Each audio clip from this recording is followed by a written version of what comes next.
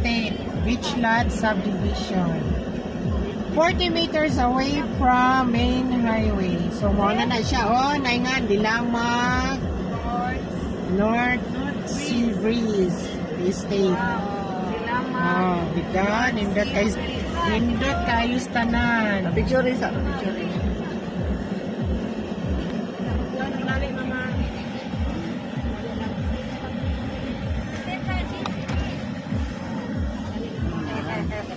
Oh, nindot kaayo.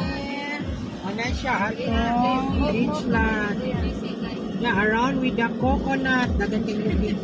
Around the coconut. Dagan kay coconut. Kani mo na niya. Sugod na mo na ni. Ano na entrance? Oh, entrance na ni. Where you can build a home, live, relax, ha? Oh, nindot kay nailong kalubihan. Oh, ano ni. 2-in-1 na farmland beach pa. Yes, oh, farm beach. Oh, ang style niya. Farmland beach resort. Oh, pwede nindotag yun. Oh, sinay dagang lubi. Guys, here's my vlog. Oh, dagat na na yun. Wow, kanay. Wow, panindot. No, invest na mo diri sa tang barato pag kayo ang monthly. 8,000 ra monthly sa 100 square meter. Diba? Sus, kanindot yun sa property. Malakaw ra gyud gikan sa subdivision. Malakaw ra gyud gikan sa highway. Wow. Oh, mauna na siya, ma'am. Gikan atong pag-sold na ito. Mauna na area ha, tanan. Oh, yes, ma'am. Pwede ra muna Diretso tas out dagat para makita gyud mo Manahon sa ambience. natong dagat. Ato ta sa dagat kay mulakol ta. Selling like hotcake. Oh, diba? Sus, pwede gyud Dito na tama, nindot. no? Ito may kawayan. Ang boundary ani ma'am kani mga lubi nagtuyukay. Ah, muna boundary. Ah. Mga lupi?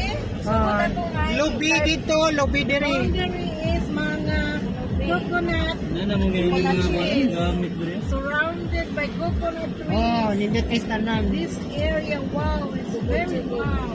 Nindot jud kay tanan no. So ideal siya for business, retirement, vacation house. Kanya oh, nagsugod na jud develop na ibako, na bulldozer sa area. So on developer na to na own mga gamit, na own the property itself. So dili gud lisod. Sayon ra jud kaayo siya. May kanindot sa dagat, napailanggam naglupad-lupad. Nawalan ba man siya siya? mo. Nakuha Kung na. mo magawan, sige paniguan. Gawan na yun. Di na na, but kuha ko ng kawayan. Oy, Dili ma'am, di na siya kuon ma'am. Ah, dili na ilabdan ang kawayan.